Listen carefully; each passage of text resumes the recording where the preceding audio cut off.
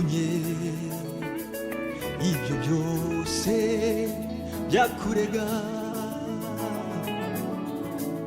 kuko ndi Uwiteka Imana, usinzire ndagufubitse. Alleluia, Alleluia. Nongeye kubasuhuza bene data, nshuti z'umusaraba.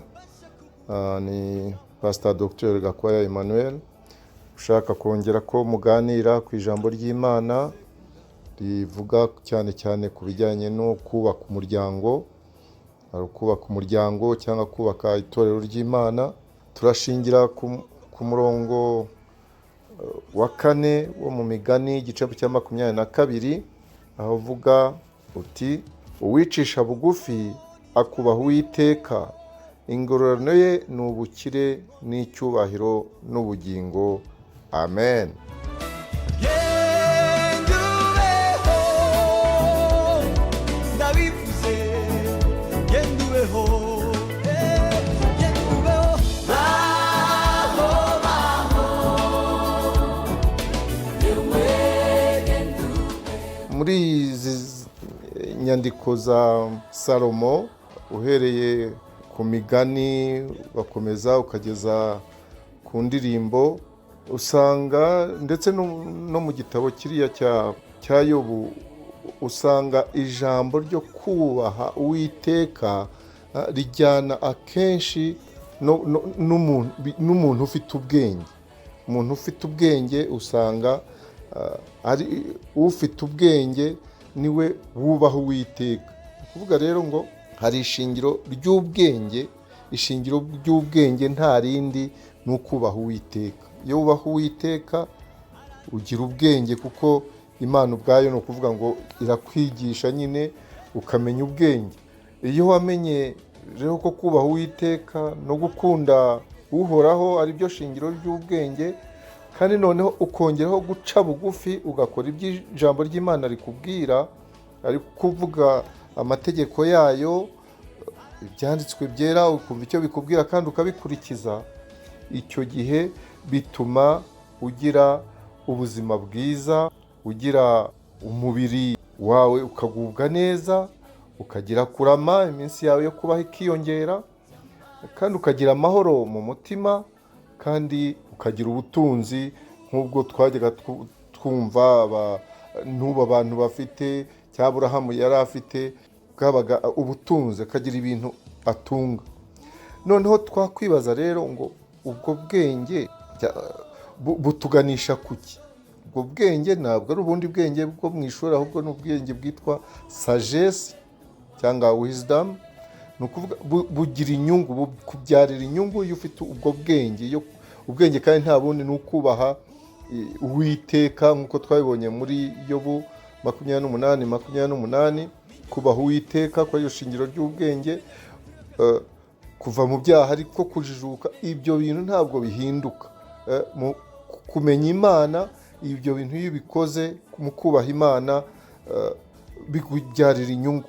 Aha rero muri uyu murongo, muri uyu mugani, mu Migani 22 umurongo wa 4, biraduha inama z'umubyeyi aho umwana we kugira ngo ashobore kumenya ubwenge. Twareba nk'ibintu 8 cyangwa 7 byagaragaza ko umuntu afite ubwenge, noneho tukareba n'inyungu bizana.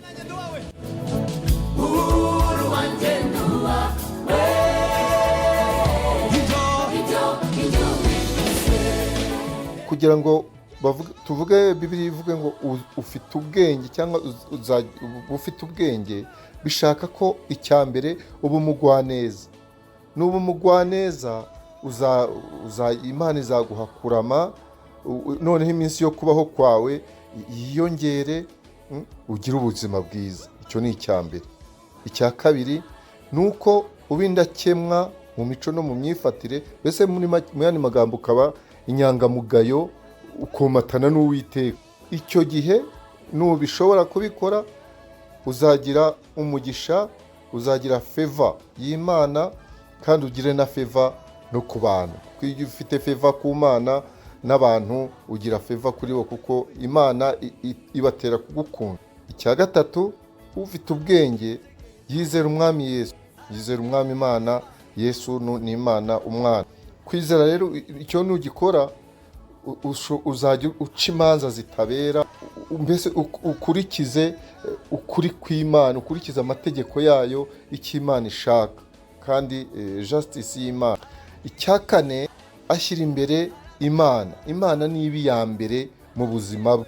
Icyo gihe ntuzashobora kujya ushyira Imana imbere yawe mu byo ugiye gukora, mbese ukajyanana n'Imana mu byo ushaka gukora, ikaba iya mbere.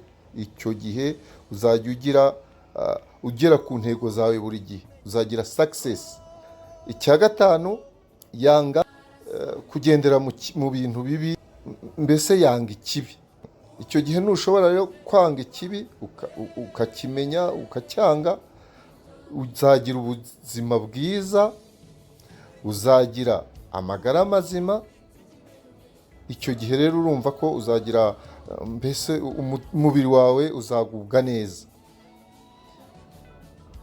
Icya gatandatu, amenya ikibi kandi akamenya n'icyiza.